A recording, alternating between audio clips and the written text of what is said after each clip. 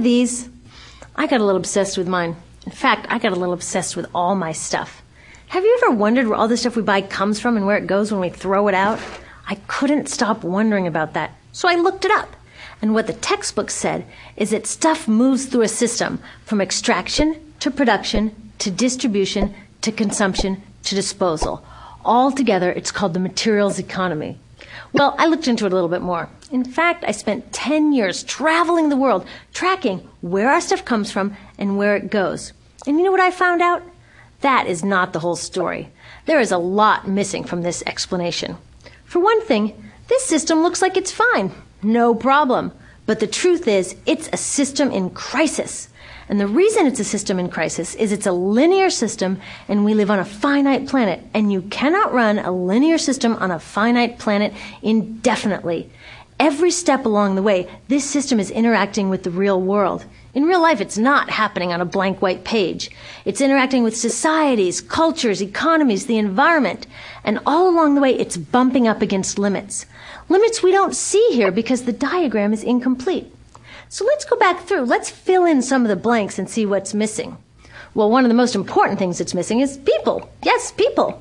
People live and work all along this system. And some people in this system matter a little more than others. Some have a little more say. Who are they? Well, let's start with the government. Now, my friends tell me I should use a tank to symbolize the government, and that's true in many countries and increasingly in our own. After all, more than 50% of our federal tax money is now going to the military. But I'm using a person to symbolize the government because I hold true to the vision and values the government should be of the people, by the people, for the people. It's the government's job to watch out for us, to take care of us. That's their job. Then along came the corporation. Now, the reason the corporation looks bigger than the government is that the corporation is bigger than the government. Of the 100 largest economies on Earth now, 51 are corporations. And as the corporation has grown in size and power, we've seen a little change in the government where they're a little more concerned in making sure everything's working out for those guys than for us. Okay, so let's see what else is missing from this picture. We'll start with extraction, which is a fancy word for natural resource exploitation, which is a fancy word for trashing the planet. What this looks like is we chop down the trees, we blow up mountains to get the metals inside, we use up all the water, and we wipe out the animals. So here we are running up against our first limit. We are running out of resources. We are using too much stuff. Now, I know this can be hard to hear, but it's the truth, so we've got to deal with it. In the past 3 decades alone, 1/3 of the planet's natural resource space has been consumed. Gone. We are cutting and mining and hauling and trashing the place so fast that we're undermining the planet's very ability for people to live here. Where I live, in the United States, we have less than 4% of our original forests left. 40% of the waterways have become undrinkable. And our problem is not just that we're using too much stuff, but we're using more than our share. We have 5% of the world's population, but we're using 30% of the world's resources and creating 30% of the world's waste. If everybody consumed at U.S. rates, we would need 3 to 5 planets. And you know what? We've only got 1. So my country's response to this limitation is simply to go take somebody else's. This is the third world, which some would say is another word for our stuff that somehow got on somebody else's land. So what does that look like? The same thing, trashing the place. 75% of global fisheries now are fished at or beyond capacity. 80% of the planet's original forests are gone. In the Amazon alone, we're losing 2,000 trees a minute. That is 7 football fields a minute. And what about the people who live here? Well, according to these guys, they don't own these resources, even if they've been living there for generations. They don't own the means of production, and they're not buying a lot of stuff. And in this system, if you don't own or buy a lot of stuff, you don't have value. So next, the materials move to production. And what happens there is we use energy to mix toxic chemicals in with the natural resources to make toxic contaminated products. There are over 100,000 synthetic chemicals in use in commerce today. Only a handful of them have even been tested for health impacts, and none have been tested for synergistic health impacts. That means when they interact with all the other chemicals we're exposed to every day. So we don't know the full impact on health and the environment of all these toxic chemicals, but we do know one thing. Toxics in, toxics out. As long as we keep putting toxics into our industrial production systems, we're going to keep getting toxics in the stuff that we bring into our homes and workplaces and schools, and our bodies. Like BFRs, brominated flame retardants, they're a chemical that make things more fireproof, but they are super toxic. They're a neurotoxin. That means toxic to the brain. What are we even doing using a chemical like this? Yet we put it in our computers, our appliances, couches, mattresses, even some pillows. In fact, we take our pillows, we douse them in a neurotoxin, then we bring them home and put our heads on them for 8 hours a night to sleep. Now, I don't know, but it seems to me in this country with so much potential, we could think of a better way to stop our heads from catching on fire at night. Now, these toxics build up the food chain and concentrate in our bodies. Do you know what is the food at the top of the food chain with the highest level of many toxic contaminants? Human breast milk. That means that we've reached a point where the smallest members of our societies, our babies, are getting the highest lifetime dose of toxic chemicals from breastfeeding from their mothers. Is that not an incredible violation? Breastfeeding must be the most fundamental human act of nurturing. It should be sacred and safe. Now, breastfeeding is still best, and mothers should definitely keep breastfeeding, but we should protect it. They should protect it. I thought they were looking out for us. And of course, the people who bear the biggest brunt of these toxic chemicals are the factory workers, many of whom are women of reproductive age. They're working with reproductive toxins, carcinogens, and more. Now, I ask you, what kind of woman of reproductive age would work in a job exposed to reproductive toxins except for a woman with no other option? And that's one of the beauties of this system. The erosion of local environments and economies here ensures a constant supply of people with no other option. Globally, 200,000 people a day are moving from environments that have sustained them for generations into cities, many to live in slums, looking for work, no matter how toxic that work may be. So you see, it's not just resources that are wasted along this system, but people too. Whole communities get wasted. Yep, toxics in, toxics out. A lot of the toxics leave the factories in products, but even more leave as byproducts or pollution. And it's a lot of pollution. In the U.S., our industry admits to releasing over 4 billion pounds of toxic chemicals a year. And it's probably a lot more because that's only what they admit. So that's another limit because yuck, who wants to look at and smell 4 billion pounds of toxic chemicals a year? So what do? Move the dirty factories overseas, pollute someone else's land. But surprise, a lot of that pollution is coming right back at us, carried by wind currents. So what happens after all these natural resources are turned into products? Well, it moves here for distribution. Now, distribution means selling all the toxic contaminated junk as quickly as possible. The goal here is to keep the prices down, keep the people buying, and keep the inventory moving. How do they keep the prices down? Well, they don't pay the store workers very much, and they skimp on health insurance every time they can. It's all about externalizing the costs. What that means is that the real costs of making stuff aren't captured in the price. In other words, we aren't paying for the stuff we buy. I was thinking about this the other day. I was walking to work and I wanted to listen to the news, so I popped into a Radio Shack to buy a radio. I found this cute little green radio for $4.99. I was standing there in line to buy this thing, and I was thinking, how could $4.99 possibly capture the cost of making this radio and getting it into my hands? The metal was probably mined in South Africa. The petroleum was probably drilled in Iraq. The plastics were probably produced in China. And maybe the whole thing was assembled by some 15-year-old in a maquiladora in Mexico. $4.99 wouldn't even pay the rent for the shelf space it occupied until I came along, let alone part of the staff guy's salary who helped me pick it out, or the multiple ocean cruises and truck rides pieces of this radio went on. That's how I realized I didn't pay for the radio. So who did pay? Well, these people paid with the loss of their natural resource space. These people paid with the loss of their clean air, with increasing asthma and cancer rates. Kids in the Congo paid with their future. 30% of the kids in the Congo now have dropped out of school to mine coltan, a metal we need for our cheap and disposable electronics. These people even paid by having to cover their own health insurance. All along this system, people pitched in so I could get this radio for $4.99. And none of these contributions are recorded in any accounts book. That's what I mean by the company owners externalize the true costs of production. And that brings us to the golden arrow of consumption. This is the heart of the system, the engine that drives it. It is so important that protecting this arrow has become the top priority for both of these guys. That's why after 9/11, when our country was in shock, and President Bush could have suggested any number of appropriate things, to grieve, to pray, to hope. No, he said to shop. To shop! We have become a nation of consumers. Our primary identity has become that of being consumers, not mothers, teachers, farmers, but consumers. The primary way that our value is measured and demonstrated is by how much we contribute to this arrow, how much we consume. And do we? We shop and shop and shop, keep the materials flowing, and flow they do. Guess what percentage of total materials flow through this system is still in product or use 6 months after their date of sale in North America? 50%? 20? No, 1%. 1.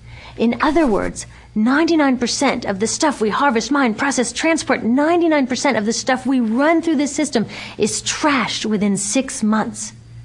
Now, how can we run a planet with that level of materials throughput? It wasn't always like this. The average U.S. person now consumes twice as much as they did 50 years ago. Ask your grandma. In her day, stewardship and resourcefulness and thrift were valued. So how did this happen? Well, it didn't just happen. It was designed. Shortly after World War II, these guys were figuring out how to ramp up the economy. Retailing analyst Victor Lebeau articulated the solution that's become the norm for the whole system. He said, our enormously productive economy demands that we make consumption our way of life, that we convert the buying and use of goods into rituals, that we seek our spiritual satisfaction, our ego satisfaction in consumption.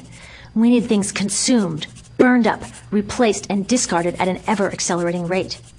President Eisenhower's Council of Economic Advisors chairman said that the American economy's ultimate purpose is to produce more consumer goods. More consumer goods? Our ultimate purpose? Not provide health care or education or safe transportation or sustainability or justice? Consumer goods? How did they get us to jump on board this program so enthusiastically? Well, 2 of their most effective strategies are planned obsolescence and perceived obsolescence. Planned obsolescence is another word for designed for the dump. It means they actually make stuff to be useless as quickly as possible, so we'll chuck it and buy a new one. It's obvious with things like plastic bags and coffee cups, but now it's even big stuff. Mops, DVDs, cameras, barbecues even, everything. Even computers. Have you noticed that when you buy a computer now, the technology is changing so fast that in just a couple of years, it's actually an impediment to communication? I was curious about this, so I opened up a big desktop computer to see what was inside. And I found out that the piece that changes each year is just a tiny little piece in the corner. But you can't just change that one piece because each new version is a different shape. So you gotta chuck the whole thing and buy a new one. So I was reading industrial design journals from the 1950s when planned obsolescence was really catching on. These designers are so open about it. They actually discuss how fast can they make stuff break that still leaves the consumer having enough faith in the product to go out and buy another one. It was so intentional. But stuff cannot break fast enough to keep this arrow afloat. So there's also perceived obsolescence. Now, perceived obsolescence convinces us to throw away stuff that is still perfectly useful. How do they do that? Well, they change the way the stuff looks. So if you bought your stuff a couple of years ago, everyone can tell that you haven't contributed to this arrow recently. And since the way we demonstrate our value is contributing to this arrow, it can be embarrassing. Like, I've had the same fat white computer monitor on my desk for 5 years. My coworker just got a new computer. She has a flat, shiny, sleek monitor. It matches her computer, it matches her phone, even her pen stand. She looks like she's driving in Spaceship Central, and I look like I've got a washing machine on my desk. Fashion is another prime example of this. Have you ever wondered why women's shoe heels go from fat one year to skinny the next to fat to skinny? It's not because there's some debate about which heel structure is the most healthy for women's feet. It's because wearing fat heels in a skinny heel year shows everybody that you haven't contributed to that arrow as recently, so you're not as valuable as that person in skinny heels next to you, or more likely in some ad. It's to keep us buying new shoes. Advertisements and media in general plays a big role in this. Each of us in the U.S. is targeted with over 3,000 advertisements a day. We see more advertisements in 1 year than people 50 years ago saw in a lifetime. And if you think about it, what's the point of an ad except to make us unhappy with what we have? So 3,000 times a day, we're told our hair is wrong, our skin is wrong, our clothes are wrong, our furniture is wrong, our car is wrong, we are wrong, but it can all be made right if we just go shopping. Media also helps by hiding all of this and all of this. So the only part of the materials economy we see is the shopping. The extraction, production, and disposal all happens outside of our field of vision. So in the US, we have more stuff than ever before, but polls show that our national happiness is actually declining. Our national happiness peaked in the 1950s, the same time that this consumption mania exploded. Interesting coincidence. I think I know why. We have more stuff, but we have less time for the things that really make us happy. Friends, family, leisure time. We're working harder than ever. Some analysts say we have less leisure time than any time since feudal society. And do you know what the two main activities are that we do with the scant leisure time we have? Watch TV and shop. In the US, we spend 3 to 4 times as many hours shopping as our counterparts in Europe do. So we're in this ridiculous situation where we go to work, maybe 2 jobs even, and we come home and we're exhausted, so we plop down on our new couch and watch TV, and the commercials tell us you suck, so you gotta go to the mall to buy something to feel better, and then you gotta go to work more to pay for the stuff you just bought, so you come home and you're more tired, so you sit down and you watch more TV, and it tells you to go to the mall again, and we're on this crazy work, watch, spend treadmill, and we could just stop. So in the end, what happens to all the stuff we buy anyway? At this rate of consumption, it can't fit into our houses, even though the average house size has doubled in this country since the 1970s. It all goes out in the garbage. And that brings us to disposal. This is the part of the materials economy we all know the most because we have to haul the junk out to the curb ourselves. Each of us in the United States makes 4.5 pounds of garbage a day. That's twice what we each made 30 years ago. All of this garbage either gets dumped in a landfill, which is just a big hole in the ground, or if you're really unlucky, first it's burned in an incinerator and then dumped in the landfill. Either way, they both pollute the air, land, water, and don't forget, change the climate. Incineration is really bad. Remember those toxics back in the production stage? Well, burning the garbage releases the toxics up into the air. Even worse, it makes new super toxics, like dioxin. Dioxin is the most toxic man-made substance known to science, and incinerators are the #1 source of dioxin. That means that we could stop the #1 source of the most toxic man-made substance known just by stopping burning the trash. We could stop it today. Now, some companies don't want to deal with building landfills and incinerators here, so they just export the disposal too. What about recycling? Does recycling help? Yes, recycling helps. Recycling reduces the garbage at this end, and it reduces the pressure to mine and harvest new stuff at this end. Yes, yes, yes, we should all recycle, but recycling is not enough. Recycling will never be enough for a couple reasons. First, the waste coming out of our houses is just the tip of the iceberg. For every 1 garbage can of waste you put out on the curb, 70 garbage cans of waste were made upstream just to make the junk in that 1 garbage can you put out on the curb. So even if we could recycle 100% of the waste coming out of our households, it doesn't get to the core of the problems.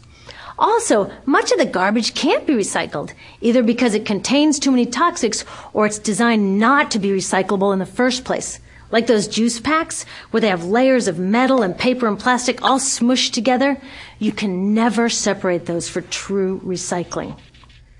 So you see, it is a system in crisis. All along the way, we are bumping up against limits.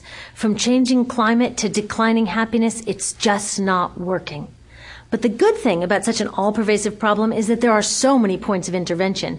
There are people working here on saving forests and here on clean production, people working on labor rights and fair trade and conscious consuming and blocking landfills and incinerators, and very importantly, on taking back our government so that it really is by the people and for the people. All of this work is critically important, but things are really going to start moving when we see the connections, when we see the big picture.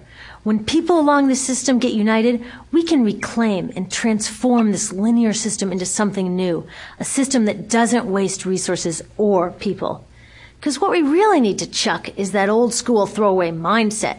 There's a new school of thinking on this stuff, and it's based on sustainability and equity, green chemistry, zero waste, closed-loop production, renewable energy, local living economies. It's already happening. Now, some say it's unrealistic, idealistic, that it can't happen. But I say the ones who are unrealistic are those that want to continue with the old path. That's dreaming. Remember, that old way didn't just happen. It's not like gravity that we've just got to live with. People created it, and we're people too. So let's create something new.